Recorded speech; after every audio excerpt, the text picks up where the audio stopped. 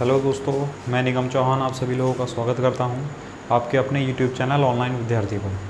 दोस्तों, हम data interpretation पढ़ रहे थे और उसमें हमने पाई चार्ट कंप्लीट कर लिया था, ठीक। और आशा करता हूं आप लोगों को कोई दिक्कत नहीं आई होगी, और अगर किसी को कोई दिक्कत आई भी होगी तो वो मुझे क्वेश्चन सेंड कर सकते हैं, ठीक है। बाकी आज सेकेंड टाइप पढ़ते हैं इसका, दूसरा वाला दंड आरेख, ठीक, हिस्टोग्राम जिसे कहते हैं, ठीक। अब इसमें देखो किस तरह क्वेश्चन आएगा वो मैं बताता हूँ सबसे पहले, ठीक है। सबसे पहले आपको डीआई देखना है और उसके बाद उसका इंस्ट्रक्शन पढ़ना है, ठीक। यानी जो निर्देश है, निर्देश को ध्यानपूर्वक पढ़ना है, क्योंकि ये जो निर्देश होगा, जितने भी इसके 5 क्वेश्चन आएंगे, एक डीआई पर कम से कम 5 क्वेश्चन आएंगे, तो ये जो निर्देश होगा उन 5 क्वेश्चन के लिए निर्देश होगा, ठीक है। और क्वेश्चन का जो पर्टिकुलर इंस्ट्रक्शन होगा क्वेश्चन का वो केवल क्वेश्चन के लिए होगा, और ये 5 क्वेश्चन के लिए होगा, ठीक। चलो देखते हैं क्या लिखा है। दिए गए दंड आरेख में किसी वर्ष 5 कॉलेज हैं ABCDE, कोई भी 5 कॉलेज हैं में लड़कों तथा लड़कियों की संख्या सैकड़े में दर्शाई गई है। ये क्रॉस वाले लड़कियां हैं और ये ब्लैंक वाले लड़के हैं, ठीक। अब जैसे कि सैकड़े का मतलब है, सैकड़े में होते हैं 100। अगर मैं आपसे पूछूं कि सबसे बिल्कुल बेसिक नॉलेज क्या है कि आपको वैल्यू देखनी आनी चाहिए। जैसे कि मैं आपसे पूछूं, बताओ स्कूल ए जो है, विद्यालय ए जो है, विद्यालय ए में कितने लड़के हैं? तो विद्यालय ए, लड़कों की संख्या ये है, यानी ये वाली लाइन, तो विद्यालय में कितने लड़के हैं ये, ठीक। अब ये देखो कहाँ है, ये इसके बीच में है। चलो इसे छोड़ो, लड़कियां बताओ पहले कि विद्यालय में कितनी लड़कियां हैं।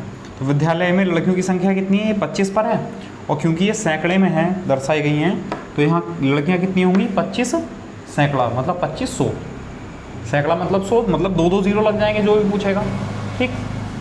आपसे पूछे बताओ स्कूल जो विद्यालय बी है, बी में कितने लड़के हैं? तो लड़कों की संख्या विद्यालय बी में ये वाले लड़के हैं, कितने हैं? 25, यानी सैकड़ा होगा तो कितने होंगे? 2500। अगर इसमें आपसे पूछ ले कि विद्यालय सी में कितने लड़के हैं, तो विद्यालय सी ये है और लड़कों की संख्या ये है, कितने लड़के हैं? 30, मतलब 30 मतलब 3000।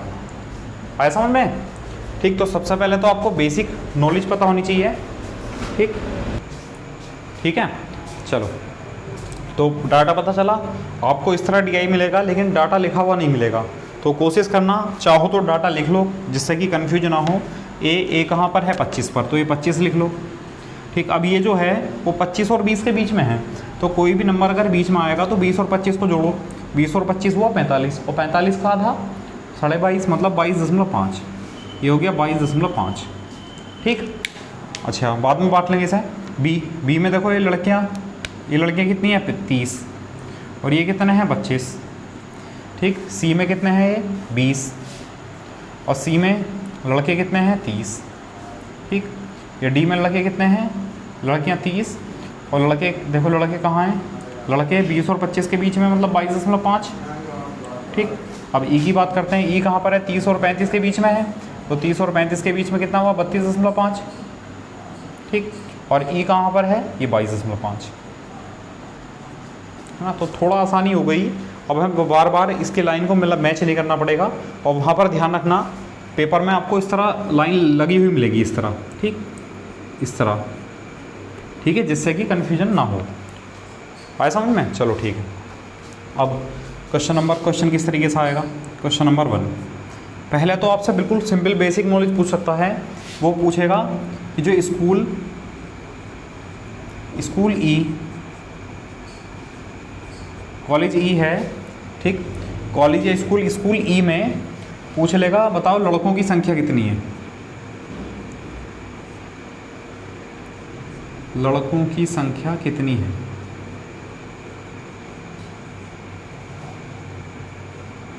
ठीक, कॉलेज ई जो है, विद्यालय ई में लड़के कौन से हैं? ये वाले, मतलब ई में ये है विद्यालय, यहाँ पर पहुँचेंगे। लड़कों की संख्या कितनी है? 22.5, तो कितनी है? 22.5, और क्योंकि किस में है? सैकड़े में, सैकड़े का मतलब इंटू 100, ठीक। तो कितना हो जाएगा? 2250, यानी वहाँ पर 2250 क्या है? लड़के हैं, ये आंसर आ गया। बताओ समझ में आया नहीं आया? तो सबसे पहला क्वेश्चन तो ये हो सकता है कि जनरली किसी की भी कोई भी वैल्यू आपसे डायरेक्टली पूछ सकता है ना, और ये पता भी होना चाहिए क्योंकि ये बेसिक है, ठीक। इसके बिना हम कोई क्वेश्चन नहीं कर पाएंगे अगर डायरेक्ट वैल्यू पता नहीं होगी तो, ठीक, इसमें कोई दिक्कत नहीं है। चलो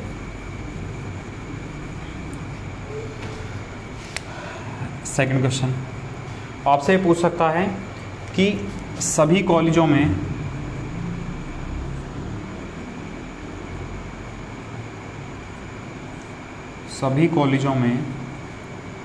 कुल कितने लड़के हैं।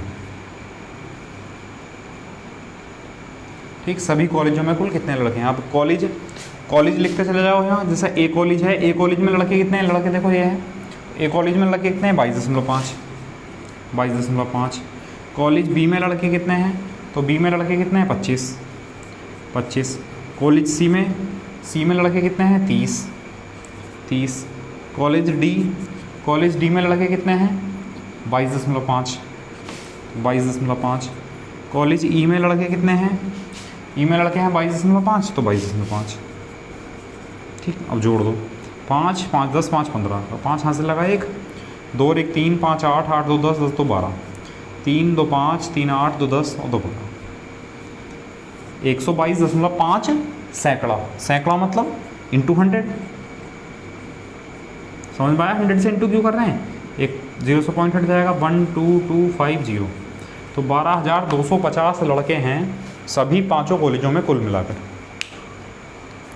ठीक, और एक चीज़ और ध्यान रखना, जो हम डाटा लिख रहे हैं इसको थोड़ा साफ साफ लिख लेना, क्योंकि इसकी ज़रूरत पड़ सकती है। मैंने आपको पाई चार्ट में बताया था, ठीक है, तो ज़रूरत कभी भी पड़ सकती है।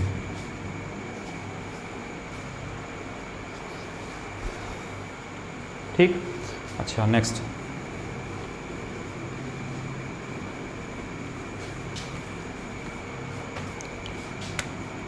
क्वेश्चन नंबर 3 ये पूछ लेगा, ऐसे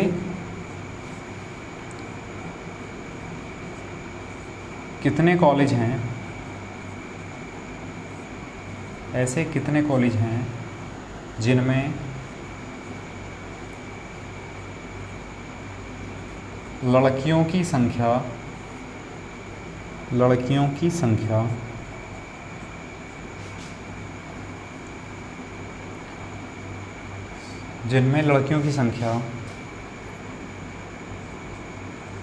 सभी कॉलेजों में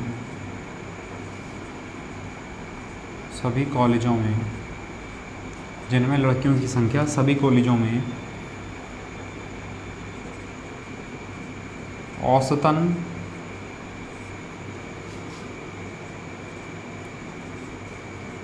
लड़कियों की संख्या से अधिक है।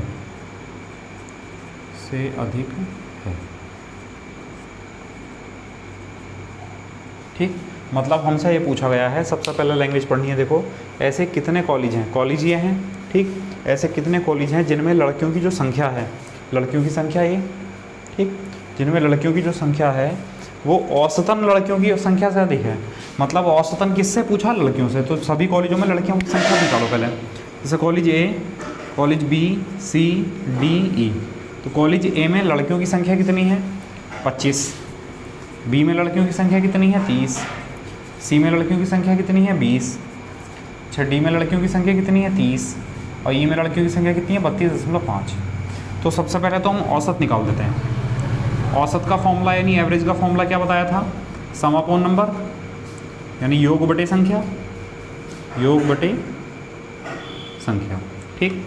तो सबसे पहले इनका सम करेंगे। टोटल कितनी लड़कियां, सबको जोड़ दो इन्हें, 0.5 2 5 7 3 3 6 6 2 8 8 3 11 11 2 3 137.5 और कितने 5 कॉलेज हैं। तो 5 दूनी 10, ठीक, 5 सत्ते 35, 2 बचा, 5 पंजे 25,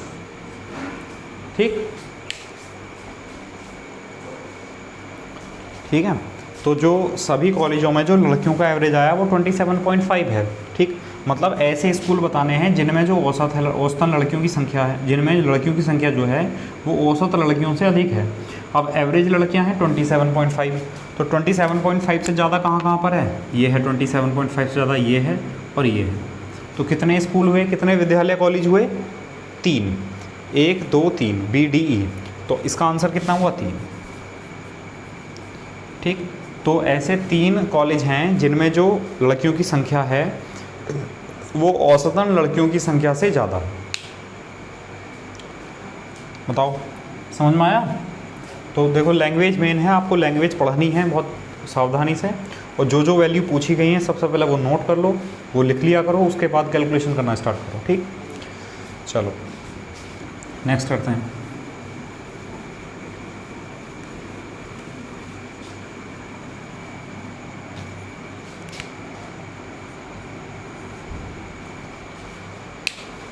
इसमें आपसे पूछ सकता है, मान लो नेक्स्ट क्वेश्चन।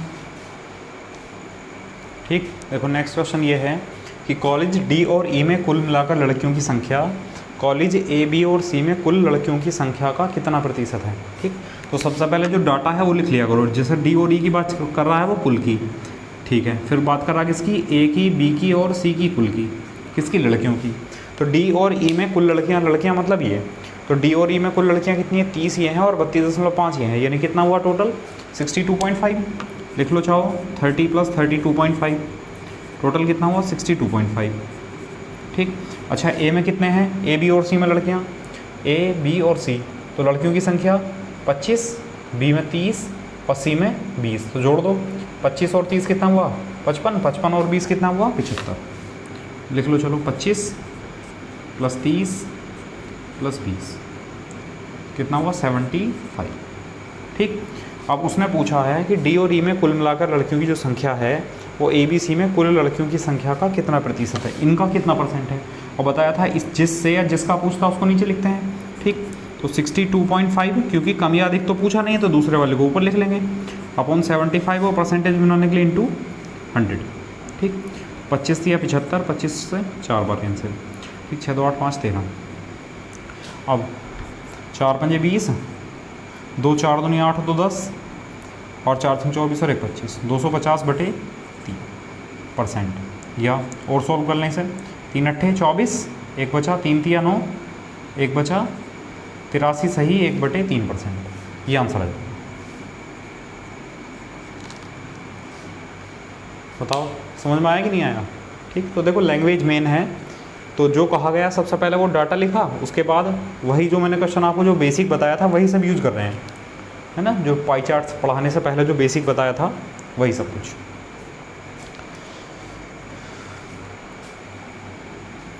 चलो नेक्स्ट क्वेश्चन लिखते हैं। देखो नेक्स्ट क्वेश्चन ये है, कॉलेज डी में लड़कों की संख्या तथा कॉलेज बी में लड़कों की संख्या का अनुपात क्या होगा। अब देखो कॉलेज डी की बात चल रही है और कॉलेज बी की बात चल रही है, जैसे जैसे लिखा है पहले डी फिर बाद में बी। कॉलेज डी में लड़के, तो कॉलेज डी ये है, और लड़कों की संख्या डी में कितनी है 22.5, तो 22.5 रेशियो। फिर किसका पूछा तथा कॉलेज बी में लड़कों की संख्या, कॉलेज बी ये है और लड़कों की संख्या, कॉलेज बी में लड़कों की संख्या कितनी है 25, तो ये अनुपात पूछा है। ठीक, अब देखो सॉल्व करने के लिए पॉइंट हटाएंगे, चाहो तो उधर बढ़ा दो या इधर रहने दो, 1 0 रखा दो। ठीक, अब 5 चौक 20, 5 पंजे 25 और 5 दूनी 10। ठीक, फिर 5 9 45 और 5 पंजे 25, 2 × 5 10 हो जाएगा, इधर 9 रह जाएगा, तो 9 अनुपात 2 × 5 यानी 10, ये आंसर है।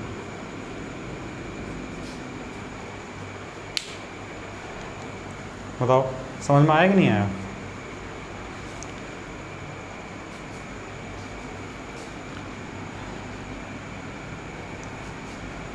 ठीक है, कर लेंगे। चलो फिर नेक्स्ट लिखते हैं। देखो नेक्स्ट क्वेश्चन ये है, कॉलेज सी में लड़कों की संख्या सभी कॉलेजों में कुल लड़कों की संख्या का कितना प्रतिशत है।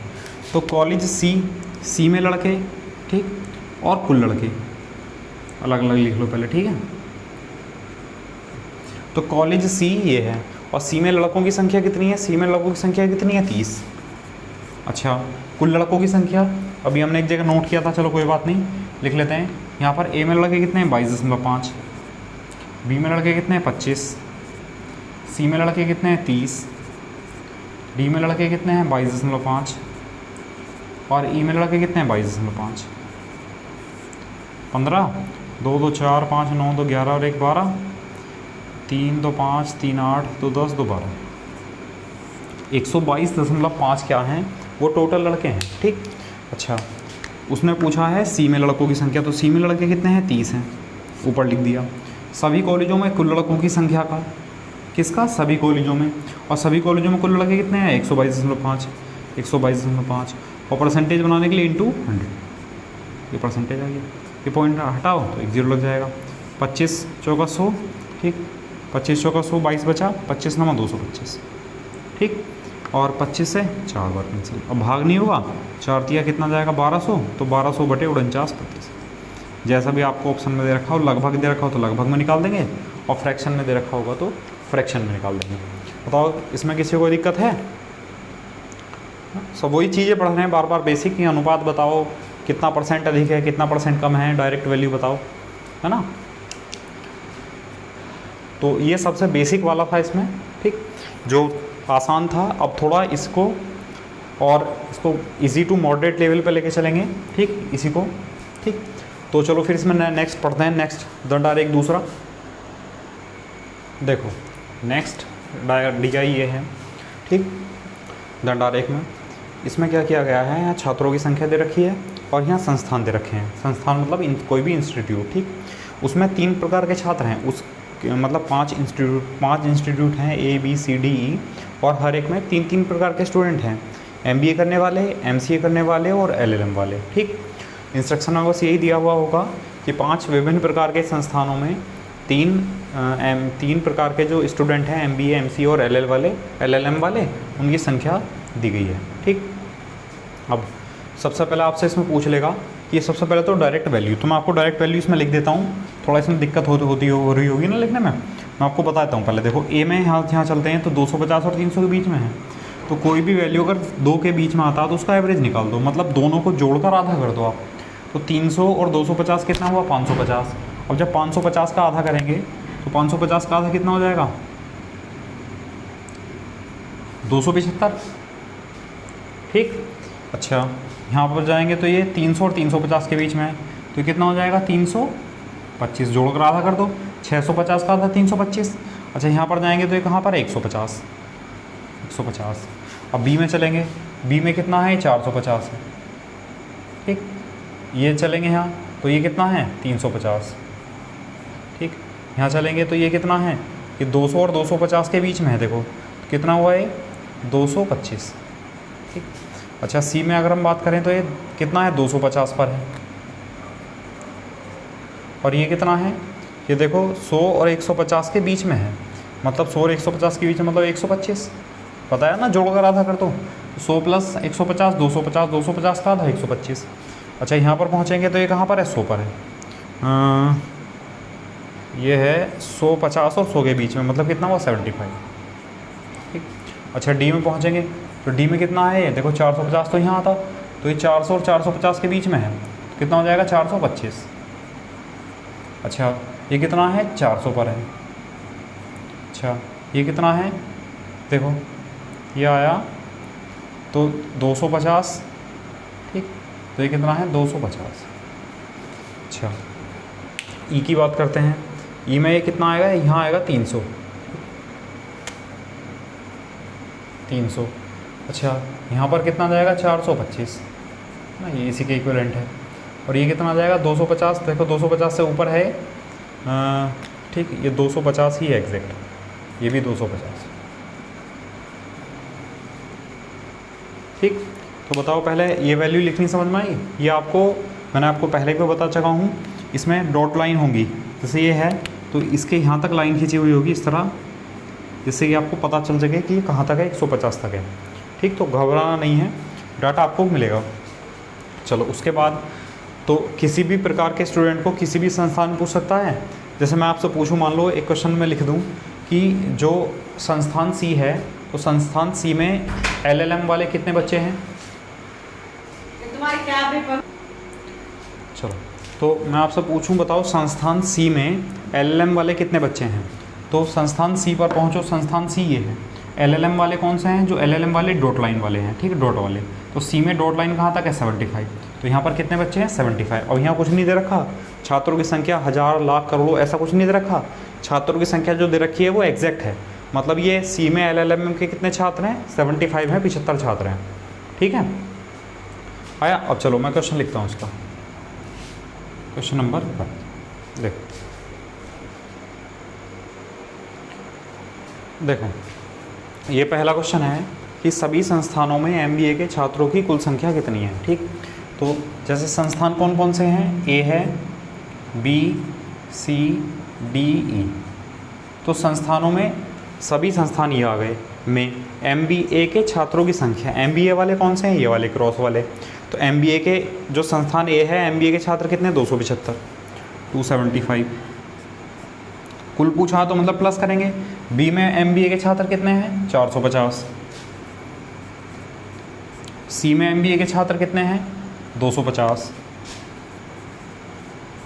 D में MBA के छात्र कितने हैं, 425। E में MBA के छात्र कितने हैं, E में MBA के छात्र हैं 300। ठीक, तो कुल कितने हुए, 5, 5, 10, 1 और 2, 3, 3, 5, 8, 8, 5, 13, 13, 7, 20, 2, 3, 5, 4, 9, 9, 2, 11, 11, 4, 15, 15, 2, 17। तो 1700 स्टूडेंट हैं सभी संस्थानों में कुल MBA में मिलाकर। बताओ समझ में आया नहीं आया। देखो सभी संस्थानों में तो ABCD सभी संस्थान लिख लिए। मैं MBA के छात्रों की कुल संख्या, तो MBA के छात्र देख लिए, केवल MBA वाले ये वाले थे, तो हर एक संस्थान में MBA के छात्रों को जोड़ दिया, आंसर आ गया। ठीक, और देखो ध्यान देना, बहुत बार ऐसा होता है कि ऊपर की कैलकुलेशन जो की गई है वो आगे आने वाले क्वेश्चन में यूज़ हो जाती है कई बार। ठीक, जैसे कि ये क्वेश्चन लिखा गया है सेकंड वाला, देखो इसमें क्या लिखा है, संस्थान E में MBA के छात्रों की संख्या। तो E में MBA के छात्र, तो E में पहुँचो, E संस्थान ये है, MBA वाले कौन से हैं, ये वाले। E में MBA वाले कौन से हैं, 300, तो 300 लिख दिया। ठीक, MBA के छात्रों की संख्या ये हो गया। सभी संस्थानों में कुल MBA के छात्रों की संख्या। अब सभी संस्थानों में MBA के कुल छात्र कितने थे, 1700, अभी सॉल्व किया है, कुल MBA। ठीक, कितने हैं, 1700। समझ में आया ये। तो अगर ये कैलकुलेशन हमने इसमें की थी तो दोबारा से कैलकुलेशन नहीं करनी पड़ेगी, इसलिए साफ पेपर पर ठीक ठीक कैलकुलेशन करना, क्योंकि इसका यूज़ कर सकते हैं। तो E में MBA की संख्या और सभी संस्थानों में कुल MBA की संख्या का कितना प्रतिशत है, यानी कुल का कितना परसेंट है, यानी 1700 का, तो 300 और बटे बताया था ना जिससे जिसका कहेगा उसको नीचे लिखेंगे। तो कुल MBA के छात्र कितने हैं, 1700, और परसेंटेज बनाने के लिए इंटू 100। ठीक, 2 0 से 2 0 कैंसिल हो गए। जब 17 से भाग करेंगे तो 17 1 17, 13 बचा 130, 17 7 119, 11 बटे 17। बताओ 17 सही, 11 बटे 17%, ये आंसर आ गया। ठीक, तो ध्यान रखना कि यूज़ हो जाता है कैलकुलेशन का, इसलिए साफ साफ लिखना। ठीक है, तो समझ में आए दोनों क्वेश्चन आपको। चलो नेक्स्ट क्वेश्चन की ओर बढ़ते हैं।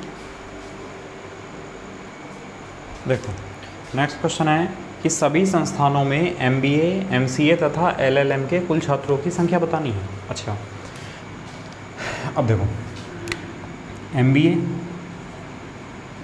फिर MCA और फिर LLM, जैसे जैसे कहा गया है वैसे चलना हमें।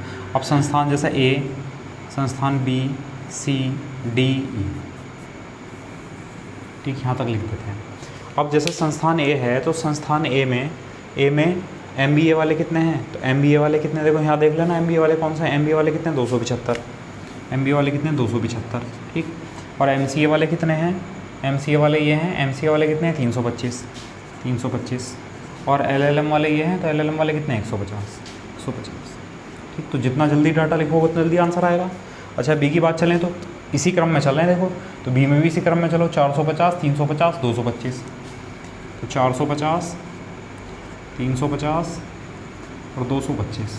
ठीक, अच्छा C में चलो, 250, 125, 75, 250, 125 और 75। ठीक, अच्छा D में चलो, 425, 400, 250, 425, 400 और 250। ठीक, अच्छा E में चलो, 300, 425, 250, 300, 425 और 250। ठीक, अब सबको जोड़ दो, जोड़ेंगे तो 5 और 5 10, और 3 5 8 8 5 13, 13 और 7 20 का 0 आंसर लगे 2, 2 3 5 5 4 9 9 2 11, 11 4 15, 15 2 17। ठीक, अनुपात 5 5 10 5 15, 2 और 1 3, 2 5 5 10, 10 2 12 का 2 हाथ से लगाए, 4 1 5 4 9, 9 और 1 10, 10 3 13 13 13 13 13 13,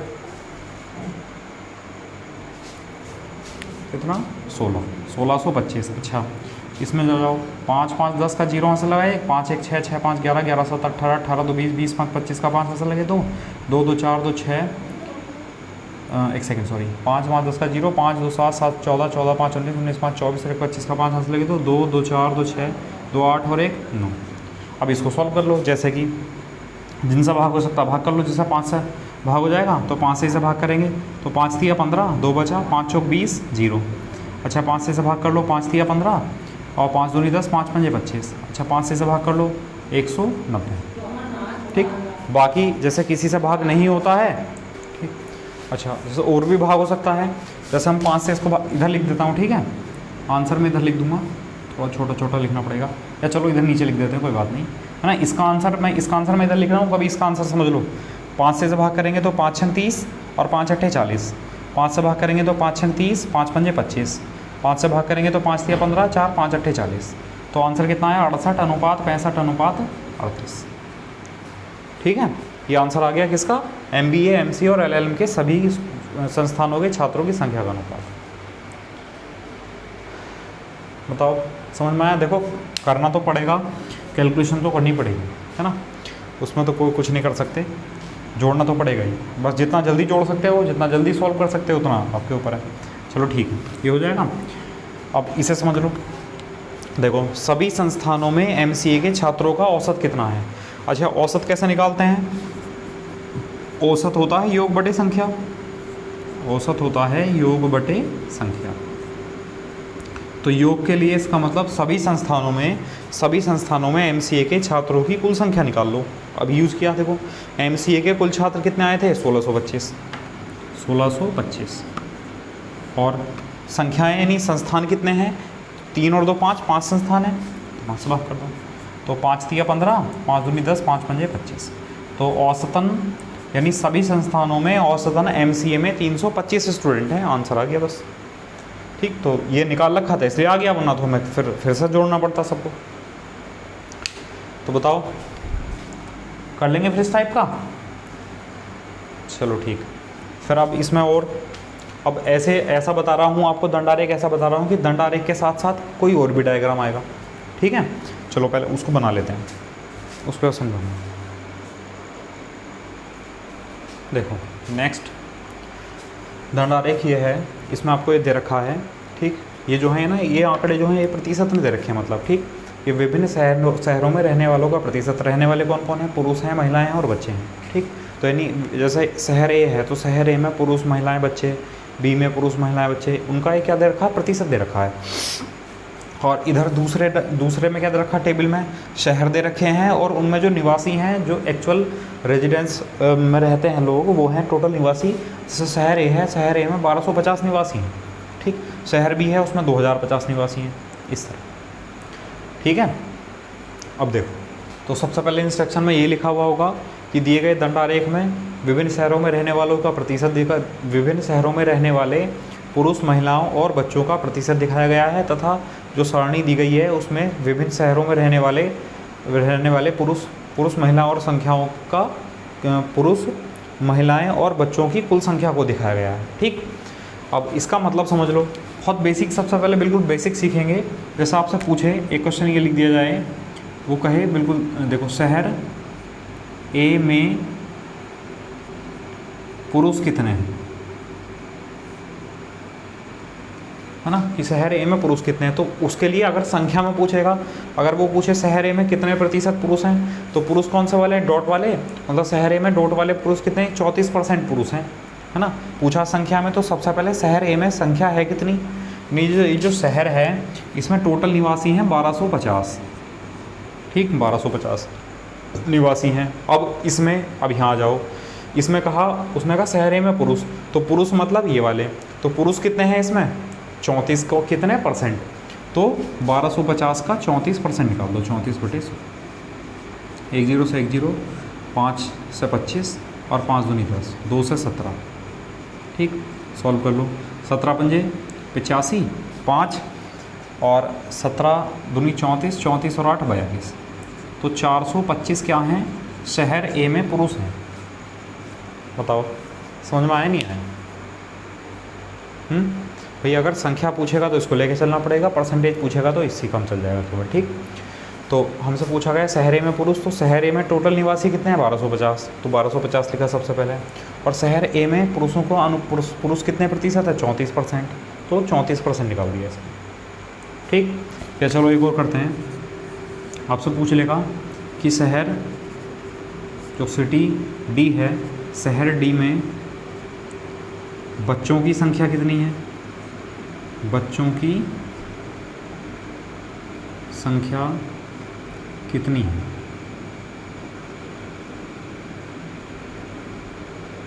ठीक, जो शहर डी है उसमें बच्चों की संख्या कितनी है। तो सबसे पहले अगर संख्या पूछिए तो यहाँ पर आओ, डी में कितने रेजिडेंस वाले हैं, डी में निवासी हैं 1150, यानी जो शहर डी है, शहर डी में पुरुष महिलाएं और बच्चों को मिलाकर कुल कितनी है संख्या 1150 है। ये लिखा, डी में 1150 है। अब डी में किसकी बात चल रही है, बच्चों की, तो बच्चे ये वाले हैं। तो डी में बच्चे कितने हैं 26, कितना परसेंट। ठीक, तो 26%, यानी 26/100। 5 दूनी 10, 5 तिया 15, 5 दूनी 10, 2 से 13, 13 तिया 39 का 9 से लगा 3, 13 दूनी 26, 3 29। तो बताओ समझ में आया नहीं आया?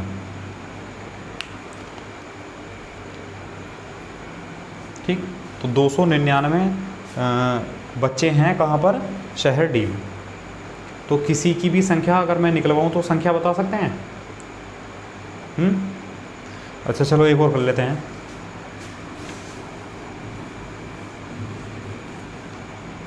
जैसा आपसे पूछ रहे इसमें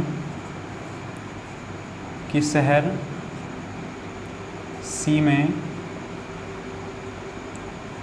महिलाओं की संख्या, महिलाओं की संख्या कितनी है। ठीक, तो संख्या पूछिए तो शहर सी में पहुंचो, सी में कुल कितने निवासी हैं 1800, तो सी में निवासी हैं 1800। ठीक, गुणा, और सी में महिलाओं की संख्या, सी ये है, महिलाएं ये हैं, तो महिलाओं की संख्या कितनी है 42%, तो 42% यानी 42/100। 18 दूनी 36, 6 3, 18 चौक 72 और 3 75। तो शहर सी में महिलाएं कितनी हैं 756 हैं। बताओ इसमें कोई डाउट हो, किसी को समझ में ना आ रहा हो अभी भी? कर लेंगे फिर इतना सब। चलो ये तो बहुत बेसिक था, है ना, बिल्कुल, क्योंकि बेसिक समझना ज़रूरी है, इन्हीं का यूज करेंगे हम बाद में। ठीक,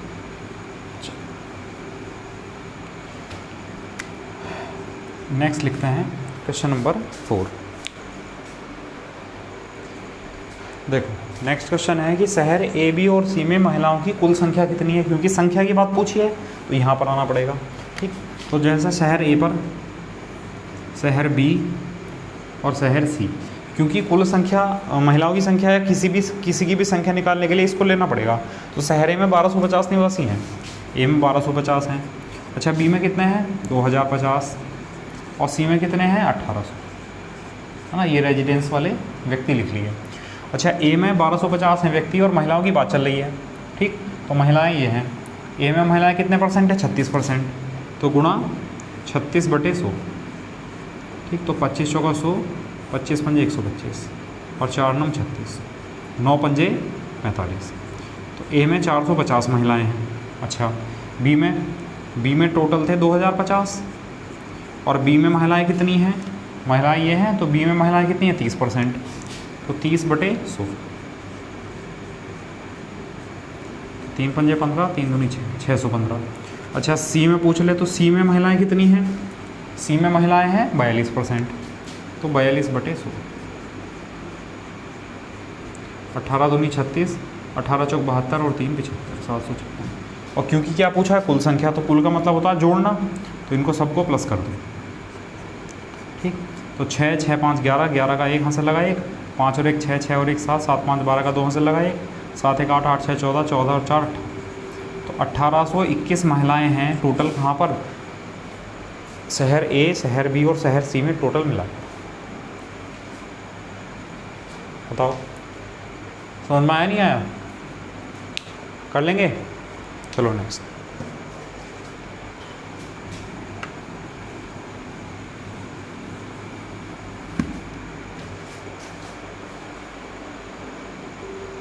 देखो नेक्स्ट क्वेश्चन ये है कि शहर ए के बच्चों की संख्या, शहर ए, ठीक, और शहर ई, तो शहर ई तो सबसे पहले एक लो, और संख्या की बात चल रही है, ठीक।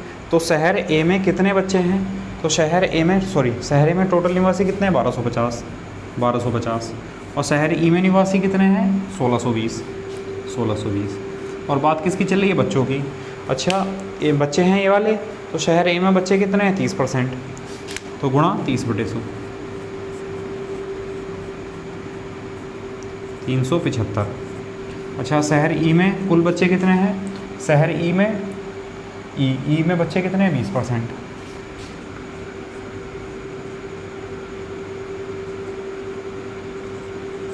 ठीक। तो शहर ए के बच्चों की संख्या शहर ई के बच्चों की संख्या का, किसका, शहर ई के बच्चों का, तो शहर ई के बच्चे नीचे आएंगे, 375/324, और परसेंटेज के लिए गुणा, और जिस तरह भी आपको ऑप्शन दे रखा हो, ठीक है, जैसे इसे सॉल्व कर सकते हैं। और 4 × 8 = 32, 4 × 4 और 4 से 25, ठीक, 3 से 27 और 3 × 3, 3 दूनी 6 और 3 पंजे 15, ठीक। लगभग कितना जाएगा, 25 पंजे 125, 12 25 दूनी 50, 12 62, 2 6, 25 × 25 6 31, 3125/27, इतना प्रतिशत हो जाएगा। लगभग में पूछा हो तो भाग करेगा। बताओ आया, समझ में नहीं आया, ठीक। तो सबसे पहले जो छोटा डाटा होता है उसको पढ़ के लिखा करो। शहर ए के बच्चों की संख्या, तो शहर ए में कुल निवासी हैं 1250, और बच्चे कितने हैं, 30%, तो 30% निकाल दिया। और शहर ई के बच्चों की संख्या, शहर ई में निवासी हैं 1620, और ई में बच्चे हैं 20%, तो 20% निकाल दिया। का कितना परसेंट है, किसका, शहर ई में बच्चों का, तो शहर ई के बच्चों को नीचे लिख दिया, और ऊपर वाले शहर ए के बच्चे ऊपर गुणा, ठीक। चलो नेक्स्ट लिखते हैं फिर। देखो नेक्स्ट क्वेश्चन है, शहर डी के पुरुषों की संख्या उसी शहर में बच्चों की संख्या से कितनी अधिक है।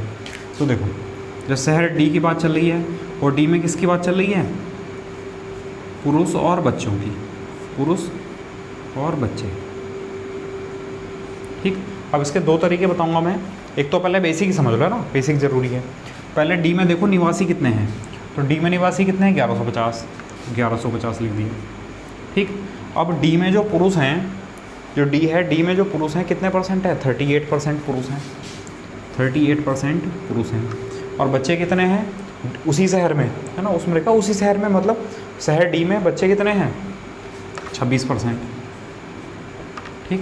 तो एक तरीका तो ये है कि आप इसका 1150 का 38% निकाल दो, संख्या आ जाएगी पुरुषों की, फिर 1150 का 26% निकाल दो, बच्चों की संख्या आ जाएगी, और फिर घटा दो, ठीक। उसमें 2 बार करना पड़ेगा। आप यहाँ से डायरेक्ट कर सकते हो, क्योंकि केवल डी के बारे में बात चल रही है। और अगर वो ऐसा बोलता कि डी के तो पुरुष और शहर ई के बच्चे, तब हम डायरेक्ट नहीं कर सकते, क्योंकि निवासियों की संख्या अलग अलग है, इसलिए, ठीक।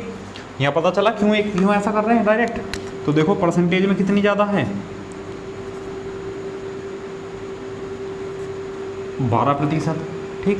तो 1150 का 12% निकाल दो, 12/100, 5 दूनी 10, 5 तिया 15, और 5 दूनी 10, 2 छंग 12, और 6 तिया 18, और 6 दूनी 12 और 1 13। तो शहर डी में जो पुरुष हैं, वो शहर डी में बच्चों से 138 ज़्यादा है संख्या। बताओ समझ में आया, ठीक। पता चला इसमें डायरेक्ट हमने क्यों घटा दिया, क्योंकि शहर डी के पुरुष पूछे थे और शहर डी के बच्चे, ठीक। अच्छा एक क्वेश्चन इस तरह हो सकता है,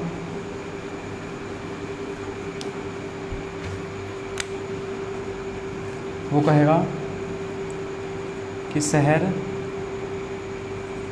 बी के बच्चों की संख्या तथा शहर ई में महिलाओं की संख्या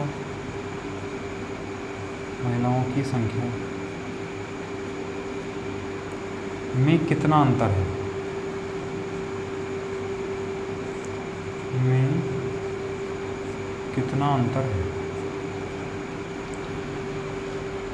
ठीक है।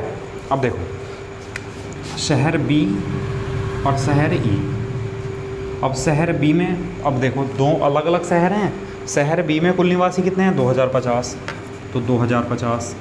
और शहर ई में निवासी कितने हैं, ई में निवासी हैं 1620, तो 1620। ठीक। अब शहर बी में तो बात चल रही है बच्चों की, इधर तो बात चल रही है बच्चों की, ठीक। और शहर ई में बात चल रही है महिलाओं की, ठीक। अब शहर बी में बच्चे कितने हैं, शहर बी ये है और बच्चे कितने हैं यहाँ 20%, यहाँ बच्चे हैं 20%, ठीक। अच्छा शहर ई है, शहर ई में महिलाएं, ई में महिलाएं 30%। अब यहाँ डायरेक्ट ऐसा इसलिए नहीं कर सकते, घटा अंतर का मतलब घटाना होता है बड़े में से छोटा, क्योंकि यहाँ संख्या दोनों की अलग अलग है, इसलिए हम डायरेक्ट ऐसा नहीं कर सकते, अलग अलग सॉल्व करना पड़ेगा। भाई 2050 विद्यालय जो शहर बी था, शहर बी में 20% बच्चे हैं तो 20/100 410। अच्छा यहाँ 30% महिलाएं हैं तो 1620 का 30%, 30/100, 3 दूनी 6, 16 × 48। और उसने अंतर पूछा तो अंतर का मतलब होता है बड़े में से छोटा घटा दो। तो बड़ा कौन सा है 486, 486 में से 410 घटाएंगे तो 6 और 7, आंसर आया 76। तो शहर बी में बच्चों की संख्या तथा शहर ई में महिलाओं की संख्या के बीच जो अंतर है वो कितना है संख्या में, 76 है। बताओ समझ में आया नहीं आया। चलो एक क्वेश्चन और करते हैं इस पर। देखो नेक्स्ट क्वेश्चन ये है कि सभी शहरों में बच्चों की औसतन संख्या कितनी है। औसत का मतलब होता है योग बटे संख्या। तो शहर कौन कौन से हैं, शहर ए, ठीक, शहर बी, शहर सी, शहर डी और शहर ई। अलग अलग लिख लो। जैसे शहर ए है, ठीक, शहर बी, सी, डी और ई, ठीक। अब बच्चों की संख्या शहर ए में जब संख्या की बात चल रही होगी तो पहले इसको लेके चलेंगे। शहर ए में निवासी कितने हैं 1250 और शहर ए में बच्चे कितने हैं, बच्चे हैं 30%, तो 30/100,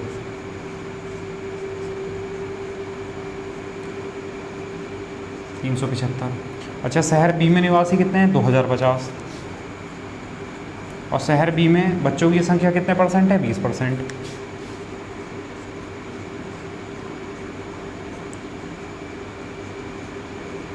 ठीक, 410। शहर सी में निवासी कितने हैं 1800 और सी में बच्चों की संख्या कितनी है, सी में बच्चों की संख्या है 30%, 30/100, 540। अच्छा शहर डी में कुल कितने हैं 1150, 1150 और शहर डी में बच्चे कितने हैं, शहर डी में बच्चे हैं 26%, यानी 26/100, 5 दूनी 10, 5 तिया 15, 5 दूनी 10, 2 से 13, 13 तिया 39 का 9 हाथ से लगे 3, 13 दूनी 26 और 3 29, ठीक। अच्छा ई में कुल है कितने 1620, 1620 संख्या है और ई में कितने बच्चे हैं परसेंट में 20% बच्चे हैं, तो 20%, 20/100,